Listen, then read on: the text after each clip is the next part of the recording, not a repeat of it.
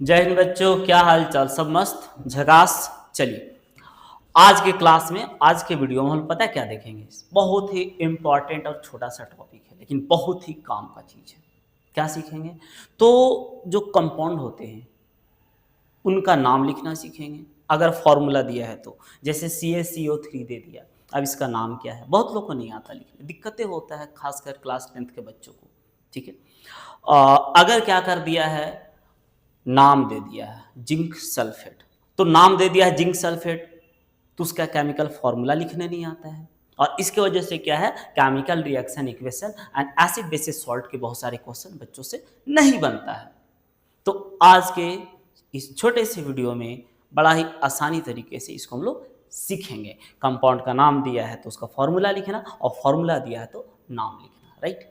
हाँ, हम लोग सीखेंगे मेनली आयोनिक कंपाउंड का फॉर्मूला लिखना और नाम लिखना, क्योंकि कंपाउंड दो तरह का होता है, आयोनिक और कोवैलेंट। कैसे? अगर दो स्पेसीज, दो एलिमेंट इलेक्ट्रॉन को लूज और गेन करके रिएक्शन करता है तो वो हो जाता है आयोनिक कंपाउंड। जैसे सोडियम और क्लोरीन, ये दोनों क्या करते हैं? लूज और गेन करते हैं। सोडियम लूज करता है, क्लोरीन गेन करता है, तो इससे जो बनेगा ये होता है आयोनिक कंपाउंड NaCl। राइट। लेकिन हाइड्रोजन एंड क्लोरीन, हाइड्रोजन और क्लोरीन दोनों क्या करते हैं? एक एक इलेक्ट्रॉन शेयर करते हैं, तब बनाते हैं HCl। तो HCl जो बना वो शेयर करके बना, तो ये कहलाएगा कोवैलेंट कंपाउंड। तो acid basis salt and chemical reactions and equation में हमारा 99% जो कंपाउंड होता है वो आयोनिक कंपाउंड होता है। तो आज सीखेंगे हम लोग आयोनिक कंपाउंड के बारे में, और नेक्स्ट क्लास में सीखेंगे कोवैलेंट कंपाउंड के बारे में। राइट। तो बिना टाइम वेस्ट किए आते हैं पॉइंट पे। आयोनिक कंपाउंड, तो सुनो, जब आयनिक कंपाउंड की बात हो रहा है तो आयन तो आया है, तो थोड़ा आयन भी समझ लेते हैं। हमारा मेन पर्पस क्या है? फॉर्मूला लिखना और नाम लिखना सीखना, बट जो बेसिक्स है वो तो समझना पड़ेगा।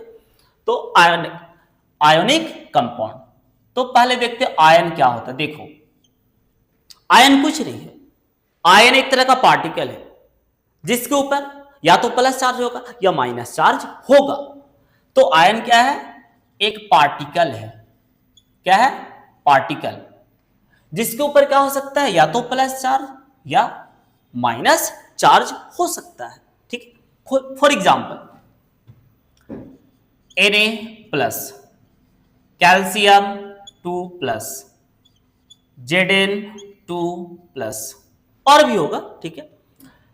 इधर आ जाते हैं, ऑक्सीजन 2 माइनस, क्लोरीन माइनस, और क्या ले ले? Nitrogen 3 minus. ठीक है। तो क्या है, यह हमने कुछ एग्जाम्पल दिया जिनके ऊपर या तो प्लस चार्ज है या तो माइनस चार्ज है, तो ये सब के सब क्या है? आयंस है। क्या है? आयंस। अब जिनके ऊपर क्या है ना, प्लस चार्ज है, तो वो कहलाते हैं केटायन, और जिनके ऊपर क्या है? माइनस चार्ज है, वो कहलाता है एनायन। राइट। तो हमारा असली मुद्दा है कंपाउंड का नाम कैसे लिखे, उनका फॉर्मूला कैसे लिखे, लेकिन उसके लिए पहले बेसिक जो चाहिए तो बताना होगा ना। राइट। चलो, अब मोस्ट ऑफन 99% जो हमें कंपाउंड दिखता है वो पता है क्या होता है? वो जनरली NCERT क्लास 10th का जो मेटल नॉन मेटल में रिएक्टिविटी सीरीज है ना, उन्हीं मेटल से रिलेटेड ही दिखता है। तो हम लोग आज उससे रिलेटेड ही बात करेंगे। ठीक है। और ये एग्जाम पॉइंट ऑफ व्यू से काफी इंपॉर्टेंट है। तो आपको याद होगा, आप रिएक्टिविटी सीरीज देखे होंगे, है ना? क्या होता है सबसे पहले? तो होता है potassium, sodium, calcium, magnesium, aluminium, zinc, iron, lead, hydrogen. देखो, हाइड्रोजन एक क्या है? नॉन मेटल है, बट इसे रखा गया है। क्यों? क्योंकि हम लोग को बहुत सारा रिएक्शन होता है ना जो वाटर और एसिड से होता है, और वाटर एसिड से वही रिएक्शन कर सकता है जो हाइड्रोजन को हटा सकता है। वाटर और एसिड से रिएक्शन वही एलिमेंट कर सकता है जो वाटर एंड एसिड में से हाइड्रोजन को डिस्प्लेस कर सकता है। तो हाइड्रोजन एक नॉन मेटल है, इवन दो यहां रखा गया है कंपैरिजन करने के लिए कि कौन हाइड्रोजन से ज्यादा रिएक्टिव है और कौन हाइड्रोजन से लेस रिएक्टिव है। राइट। चलो, हाइड्रोजन हो गया, कॉपर Hg, AgAU। ठीक है, ऊपर से नीचे आते हैं तो रिएक्टिविटी क्या होता है, डिक्रीज करता है, और नीचे से ऊपर जाते हैं तो रिएक्टिविटी क्या होता है, इंक्रीज करता है। मतलब ये हो गया मोस्ट रिएक्टिव और ये हो गया लिस्ट रिएक्टिव, राइट। नाम सबको पता होगा ना, ये क्या है, पोटेशियम है, ये पोटेशियम, ये क्या है, सोडियम, ये है कैल्शियम, मैग्नीशियम, ये है एल्यूमिनियम, ये है जिंक, ये है आयरन, फेरस भी कह देते हैं, या फेरस या फेरिक, डिपेंड करता है वैलेंसी पे। चूंकि आयरन का वैलेंसी 2 भी होता है, 3 भी होता है, तो वैलेंसी 2 रहेगा तो फेरस, और वैलेंसी 3 होगा तो फेरिक। ये हो गया लीड,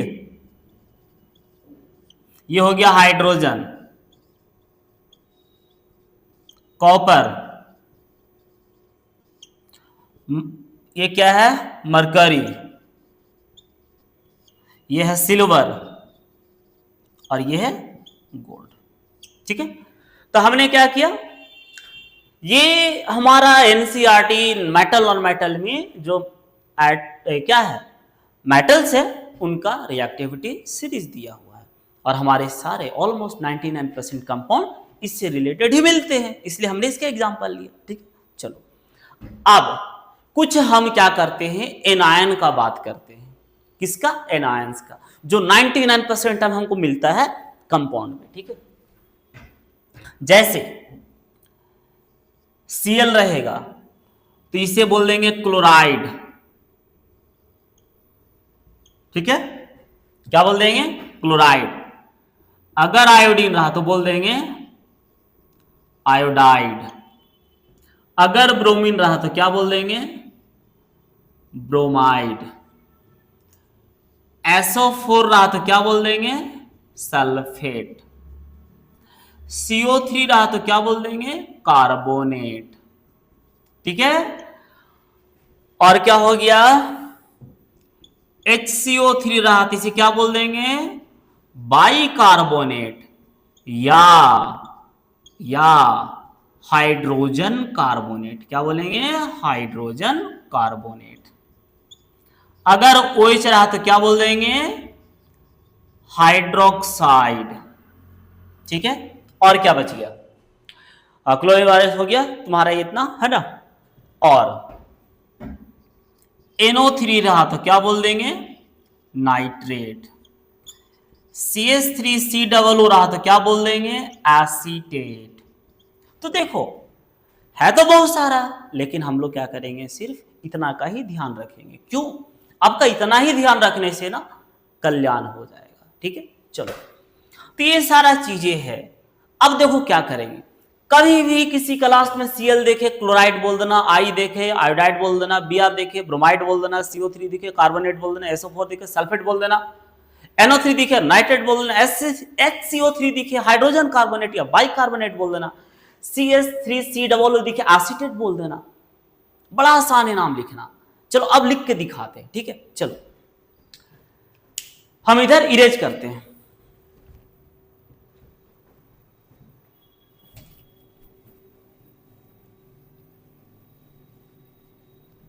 देखो बड़ा आसान है, देखना कैसे होता है, एकदम बड़ा ही इजी है, हलवा सा चीज है। कैसे लिखेंगे हम लोग कंपाउंड का नाम, तो सुनो, NaCl है। अब मेरे को ना क्या दिखा, क्लोरीन दिखा, तो क्या बोलेंगे, क्लोराइड। और है कौन, Na, तो मतलब सोडियम, तो लिख देंगे इसका सोडियम क्लोराइड, राइट। अगर दिया हुआ है CaCO3 तो CO3 दिखा तो क्या बोल देना है, कार्बोनेट। और कैल्शियम है तो क्या बोलेंगे, calcium carbonate, calcium carbonate, right. उसी तरीके से मान लो हमें क्या दे दिया, K2SO4। अब SO4 दिखा तो क्या बोलेंगे हम लोग भाई? सल्फेट बोल देंगे। और पोटेशियम है तो बोलेंगे पोटेशियम सल्फेट। तो बस हो गया, यही तो नाम लिखना था हमको, बड़ा आसान है ना? सिंपल सा बात है। SO4 रहेगा तो क्या बोलेंगे? सल्फेट। अब यहाँ पे पोटेशियम है तो पोटेशियम सल्फेट, सोडियम है तो सोडियम सल्फेट, कैल्शियम है तो कैल्शियम सल्फेट, मैग्नीशियम है तो मैग्नीशियम सल्फेट, एल्युमिनियम है तो एल्युमिनियम सल्फेट।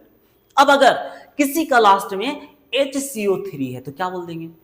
सोडियम है तो सोडियम हाइड्रोजन कार्बोनेट, कैल्शियम है तो कैल्शियम हाइड्रोजन कार्बोनेट, मैग्नीशियम है तो मैग्नीशियम हाइड्रोजन कार्बोनेट, आयरन है तो आयरन हाइड्रोजन कार्बोनेट। राइट? अगर आयरन वैलेंसी कितना है? 2 के साथ है तो बोलेंगे फेरस हाइड्रोजन कार्बोनेट। अगर वैलेंसी 3 के साथ है तो बोलेंगे फेरिक हाइड्रोजन कार्बोनेट। राइट? अगर किसी कंपाउंड का लास्ट में क्या है? NO3 है, नाइट्रेट, तो क्या बोलेंगे? पोटेशियम है तो पोटेशियम नाइट्रेट, सोडियम है तो सोडियम नाइट्रेट, कैल्शियम है तो कैल्शियम नाइट्रेट, एल्युमिनियम है तो एल्युमिनियम नाइट्रेट। तो यही है सबसे आसान तरीका कंपाउंड का नाम लिखने का। राइट? अब चलो, हम लोगों ने फॉर्मूला दिया तो नाम लिखना सीख गए। अब सीखेंगे कि अगर नाम दे दिया तो फॉर्मूला कैसे लिखेंगे, तो बताते हैं।